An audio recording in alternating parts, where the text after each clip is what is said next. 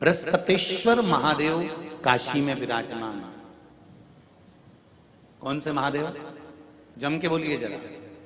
बृहस्पतेश्वर महादेव काशी में विराजमान है, जो अंगूठी में पुखराज नहीं पहन सकते,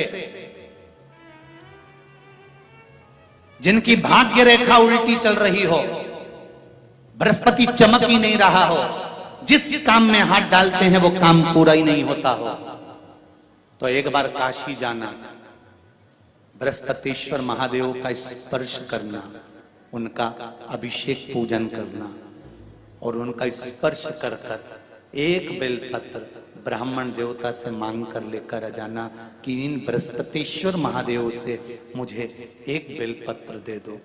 तुम्हें पुखराज पहना कि नहीं पहना, हीरा रतन माणिक पहना कि नहीं पहना, वो बेलपत्र इतना चमत्कार कर देगी कि जिंदगी में कभी संपदा की कमी आएगी ही नहीं। अगर बृहस्पति नहीं चमके तो बृहस्पतेश्वर महादेव, जहां पर बैठकर बृहस्पति भगवान ने शंकर भगवान की आराधना करी है, रोज गंगा जल जाना, गंगा जल लेकर आना, शिव जी की आराधना करना, एक शिवलिंग का निर्माण करा, उसकी आराधना में बृहस्पति भगवान डूब गए, उसकी आराधना में बृहस्पति महाराज निरंतर लगे रहे और इतनी आराधना बृहस्पति महाराज ने करी, इतनी आराधना करी बृहस्पति महाराज ने कि शंकर भगवान सामने प्रकट हो गए। मांगो बृहस्पति, तुमको क्या चाहिए? तुम्हारा व्यापार नहीं चल रहा, कोई तुम्हें धोखा दे रहा है, लक्ष्मी नहीं आ रही, बहुत चिंता में पड़े हुए हो, बहुत टेंशन में जिंदगी चल रही है, बहुत बीमारियां तुमको घेर ली है और चारों तरफ अंधेरा ही अंधेरा नजर आ रहा है। तुमने विचार करा अब मैं तो मर जाऊं तो अच्छा, मैं सुसाइड कर लूं तो अच्छा, मैं मर जाऊं तो अच्छा। तो मरने से पहले एक काम कर कर देखना, शंकर भगवान की आराधना कर कर देखना, शिव पर एक लोटा जल चढ़ा कर देखना, और ज्यादा चिंता ज्यादा टेंशन हो तो बेलपत्री की जड़ को कर उसका चंदन बनाकर शंकर को लेपन कर कर उसकी भी आराधना कर कर देखना कि बेल चंदन का फल क्या है। इस घर में से एक लोटा जल देवाधिदेव महादेव को चढ़ाने के लिए निकलता है, घर के अंदर से एक लोटा जल निकलकर जब शंकर के मंदिर में जाता है, उसी समय पर 3 दोष उसके घर के समाप्त हो जाते हैं। पहले नंबर का, घर के अंदर से जल गया तो वास्तु दोष समाप्त हो गया। दूसरे नंबर पर घर के रसोई घर में मटके में हंडे में टंकी में से जल गया तो पितृ दोष शांत हो गया। और तीसरे नंबर पर घर के अंदर से जब हम जल लेकर निकलते हैं, अपना दरवाजे से बाहर निकलते हैं शिव को जल चढ़ाने के लिए, तो प्राय सब दोष समाप्त हो जाता है। ये 3 दोष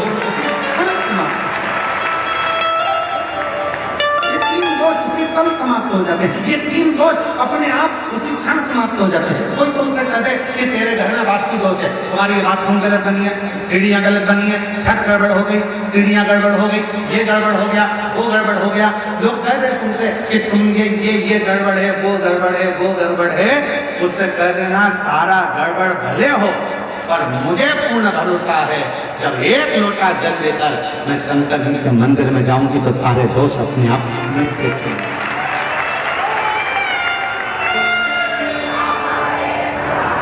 ये सारे दुख मेरे समाप्त होंगे, तकलीफ समाप्त होगी, कष्ट नहीं देगा।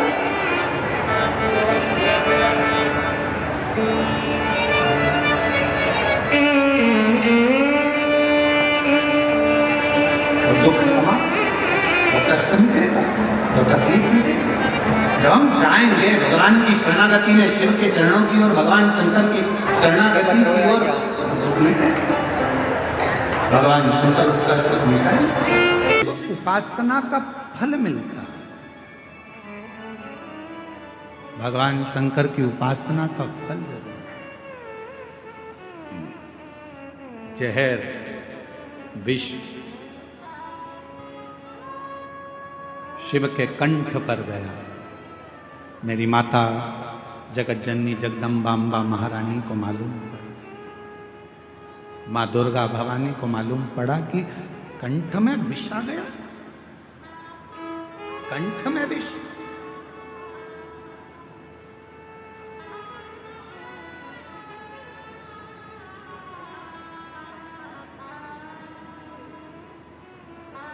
पार्वती जी तुरंत दौड़ पड़ी,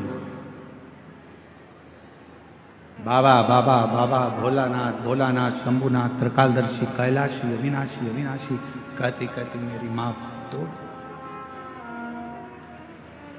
मेरी माता दौड़ पड़ी, पहुंची।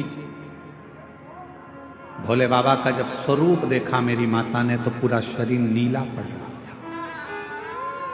बोल नीलकंठेश्वर महादेव की जय। पूरा शरीर नीला पड़ रहा था। पार्वती जी ने भगवान के स्वरूप का दर्शन किया। स्वरूप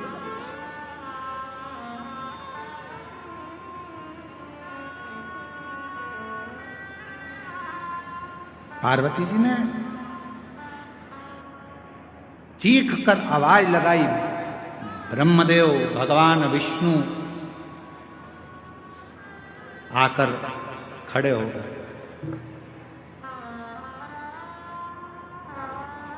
ब्रह्मदेव और भगवान विष्णु आकर खड़े हो गए।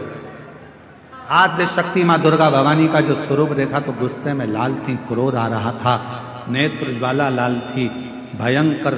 जब नेत्र ज्वाला लाल थी तो उनको देखकर आश्चर्य में पड़ गए भगवान स्वयं ब्रह्मा और विष्णु स्वयं।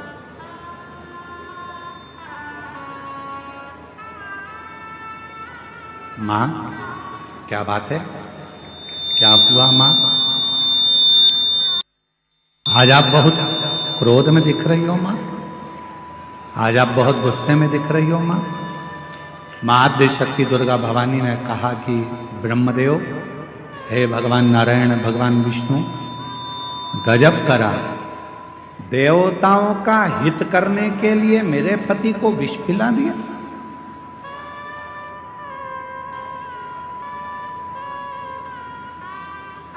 देवताओं का हित करना था तो मेरे पति को विष। भगवान नारायण ने, भगवान ब्रह्मा जी ने मां आद्य शक्ति दुर्गा भवानी के हाथ जोड़ा, निवेदन, मां 33 कोटि देवताओं में कोई देवता ऐसा नहीं है कि इस विष को पचा सकता। बुराई को पचाना, निंदा को पचा लेना, अपशब्दों को पचा लेना, तानों को पचा लेना, आड़े टेढ़े शब्द व्याख्यान को पचा लेना, यह हर किसी के बस की बात नहीं है। लोग आपको गाली देते हैं और आप पचा लो, ये बहुत बड़ी बात है। लोग आपको बद्दुआ दे रहे हैं, श्राप दे रहे हैं, आड़ा टेढ़ा कह रहे हैं, उसके बाद भी आपके मुख से कुछ ना निकले, आपने वो पचा लिया। लोग आपको आड़ा टेढ़ा कहें तो भी आप पचा ले रहे हो। यह कोई सहज वाली बात नहीं है। दुनिया के ताने, गाली, अपशब्द, आड़े टेढ़े वचन वही पचा सकता है जिसके दिल में और जिसके दिमाग में स्वयं शिव समाया होता है।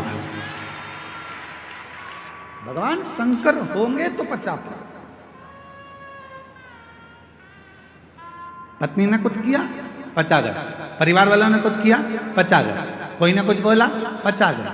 घर के लोग कहते रहे ये तो हमारी तो सुनते ही नहीं है, ना जाने इनको क्या पड़ा रहता है। सबसे हेत बनाकर चलते हैं, सब लूटे जा रहे हैं, सब लिए जा रहे, सब ऐसा किए जा रहे, इसके बाद भी इनके मुख से आवाज नहीं निकलता। अरे भाई, शिव कथा कहती है, भगवान शंकर का सुंदर कथा वर्णन करती है। कुएं में से लोटा भरकर पानी लोग निकालते रहेंगे तो उस कुएं में नया जल भी बाबा की कृपा से आता ही रहेगा। क्या उसने तुमको गाली दे दी, उसने तुमको अपशब्द कह दिया, उसने आड़ा टेढ़ा कह दिया, उसने ऐसा बोल दिया, उसने तुमको श्राप दे दिया, उसने तुमको बद्दुआ दे दी और तुमने पलट कर जवाब नहीं दिया। अरे भाई, जवाब देना होता तो मेरे महादेव के सामने विष का कटोरा आया और मेरे बाबा चाहते तो विष के कटोरे को वापिस कर देते कि तुम पियो देवताओं, जब अमृत पी रहे हो तो विष भी पियो। पर मेरे बाबा ने अमृत की चाह नहीं रखी, विष पी गए। इसीलिए शायद सारे देवता देवता कहलाते हैं और मेरा देव महादेव कहलाता। विष पी गए इसलिए देव महादेव हो गए। दूसरों के शब्दों को, अपशब्दों को, आड़ा टेढ़ा वचन को, कुछ भी बोलने वालों को सुनते जाओ, सुनते भटकने वाले भटकते रहेंगे, कहने वाले कहते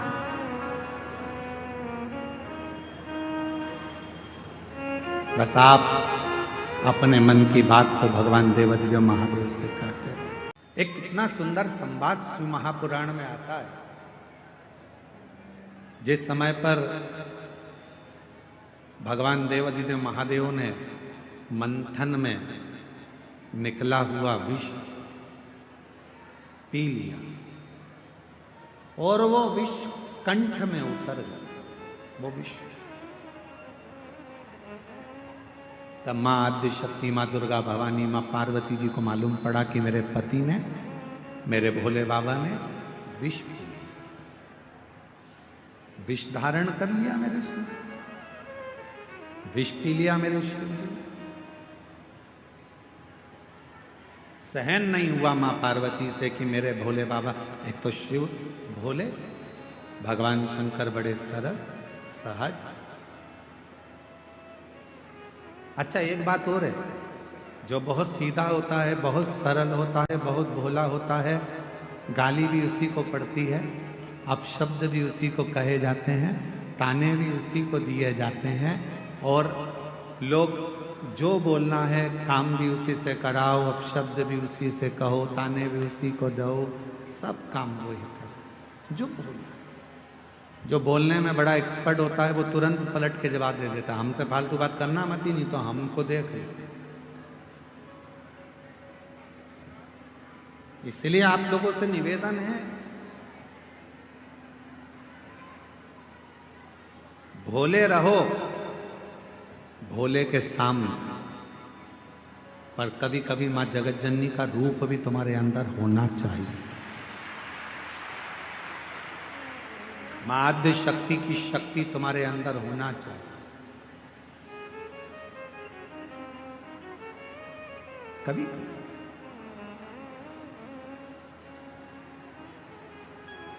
मंदिर जा रहे हो, शिवालय जा रहे हो, पूजन करने जा रहे हो, कोई आपको अगर पलट कर अपशब्द कह रहा है तो उसको जवाब देने की जवाबदारी आपकी।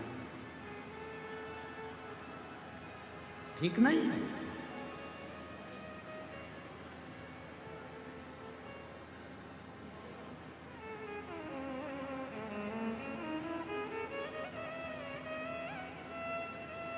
हम एक जगह पर सुन रहे थे तो किसी ने एक बात कही कि भगवान शंकर को पाने के लिए भोला होना पड़ता।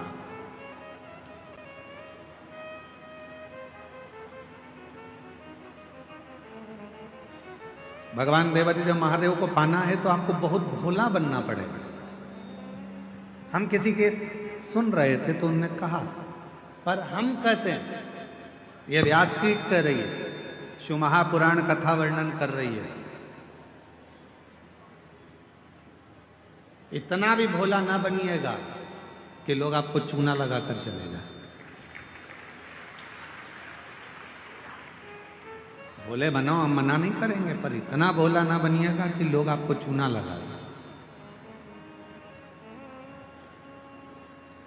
भजन करो, स्मरण करो, शिव मंदिर जाओ, सत्संग करो, शिव की भक्ति करो, मना नहीं है, पर ये भी नहीं कि लोग हमको पागल समझ लें या हमको चूना लगा कर चले जाएं, ऐसा भोलापन।